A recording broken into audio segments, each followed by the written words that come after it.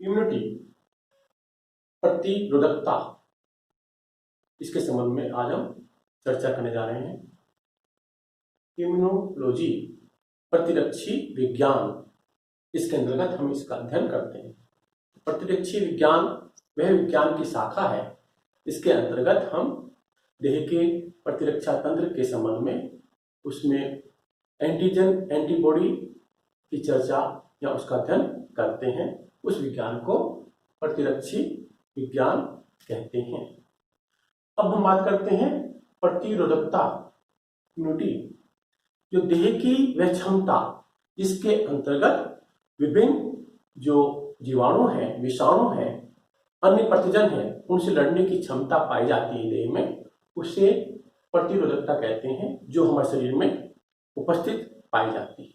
कुछ जन्मजात होती है, कुछ जन्म के पश्चात हमको उपार्जित करनी पड़ती है। इसी प्रतिरोधकता के कारण हम जीवाणुओं से, बीमारी से लड़ने में सक्षम पाए जाते हैं। तो ये प्रतिरोधकता के प्रकार हैं, उसकी हम चर्चा करते हैं। पहली जो प्रतिरोधकता है वो नॉन स्पेसिफिक है, प्राकृतिक है, अविशिष्ट प्रकार की पाई जाती है। दूसरी हमारी जो प्रतिरोधकता है वो स्पेसिफिक एक्वायर्ड प्रकार की पाई जाती है, जो कि विशिष्ट प्रकार की है और उपार्जित है, जिसको हम जन्म के पश्चात प्राप्त करते हैं। तो पहले हम बात करते हैं नॉन स्पेसिफिक, अविशिष्ट प्रतिरोधकता के बारे में। ये जो जन्म के साथ हमको प्रकृति से प्राप्त होती है, ये प्रतिरोधकता वह कहलाती है। तो इसमें से कई प्रकार के कारक होते हैं जो हमारे देह में जो रोग जनित करने वाले प्रतिजन है उनको रोकने का प्रयास करते हैं। तो अवरोधक के रूप में ये कार्य करते हैं, जो बाहर से आने वाले जो जीवाणु हैं, विषाणुओं को रोकने का कार्य करते हैं। तो सर्वप्रथम जो ग्रुप है वो है बायोलॉजिकल बैरियर, जैविक अवरोधक। जैविक अवरोधक हमारे शरीर में कौन कौन से पाए जाते हैं, उनमें बात करते हैं इन्फ्लेमेशन, शोथ और फैगोसाइटोसिस।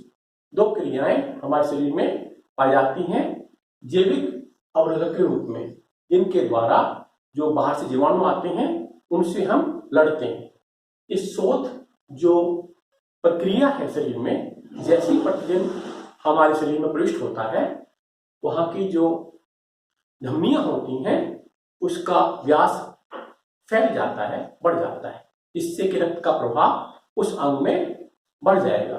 जो केशिकाएं हैं वो भी फैल जाती हैं, जिसके कारण जो रक्त प्लाज्मा है रक्त में उपस्थित, वो ऊतकों में पहुंच जाता है और वहां सूजन उत्पन्न करता है, लालिमा उत्पन्न करता है। इसको बोलते हैं शोथ। फैगोसाइटिस जो क्रिया होती है, इसके अंतर्गत जो हमारी WC कोशिकाएं होती हैं, लिम्फोसाइट कोशिकाएं हैं, मोनोसाइट कोशिकाएं हैं, वो इनका भक्षण करती हैं। जो भी प्रतिजन होता है उसको ये खा जाती हैं। ये क्रिया फैगोसाइटोसिस पाई जाती है। ये हमारे जैविक अवरोधक हैं जो कि प्रतिजन के को रोकने का कार्य करते हैं। दूसरा हमारा है रासायनिक अवरोधक, केमिकल बैरियर। इसमें कुछ रासायनिक पदार्थ हमारे देह में उपस्थित पाए जाते हैं जो जीवाणुओं से हमारी रक्षा करते हैं। पहला है फाइब्रोनेक्टिन नाम का पदार्थ, जो हमारे रक्त कोशिकाओं में, रक्त में और जो दैहिक द्रव है उसमें पाया जाता है। उसका काम क्या है, जो प्रतिजन है, जो भी जीवाणु है, विषाणु है, वो अपने किसी विशिष्ट स्थलों से कोशिका के साथ बंधित होता है। जो देही कोशिका होती है उससे बंधित हो जाता है और फिर उसको नुकसान पहुंचाता है। तो ये जो फाइब्रोनेक्टिन सब्सटेंसेस हैं, ये उन बंधन करने वाले स्थलों से जुड़ जाते हैं।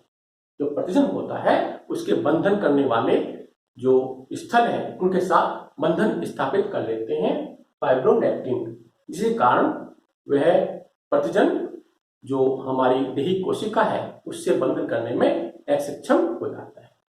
फिर विभिन्न प्रकार के हार्मोन्स होते हैं, एस्ट्रोजन है, टेस्टोस्टेरोन है, कोर्टिकोस्टेरॉइड है। ये सब के जो हार्मोन भी हमारी देह की सुरक्षा करते हैं विभिन्न जीवाणुओं से। इंटरफेरोन है, इंटरफेरोन की सब्सटेंस होते हैं, ग्लाइकोप्रोटीन होते हैं, जिनका मोलिकुलर वेट काफी कम है और ये हमारे रक्त में पाए जाते हैं, जो वायरस से हमारी सुरक्षा करते हैं। ये बैक्टीरियोसिन है। बैक्टीरियोसिन भी एक ऐसा पदार्थ है जो हमारे देह में पूर्व उपस्थित जो बैक्टीरियल सेल्स होती हैं, जो आने वाले बैक्टीरिया हैं, उनको वहां आने से रोकती है, बैक्टीरियोसिन सब्सटेंस। अब है सामान्य अवरोधक, जनरल बैरियर, जो हमारी देह की सुरक्षा करते हैं। एक पोषण, यदि हमारा पोषण बैलेंस है, संतुलित है, तो हम कम बीमार पड़ते हैं, और यदि हमारा जो डाइट अनबैलेंस है तब हम अधिक बीमार होते हैं। अच्छा भोजन करते हैं, कम बीमार होते हैं, और यदि हमारे अंदर भोजन जो न्यूट्रिशन पोषण है वो सही प्राप्त नहीं होता है तो हम जल्दी जल्दी बीमार होते हैं। जो फीवर है, जैसे ही कोई जीवाणु हमारी देह में प्रविष्ट होता है तो प्रतिक्रिया के रूप में बुखार देह के द्वारा प्रदर्शित होता है, और बुखार से देह के अंदर जो ताप है, टेम्परेचर है, वो बढ़ जाता है, और अधिक ताप के कारण जीवाणु नष्ट हो जाते हैं।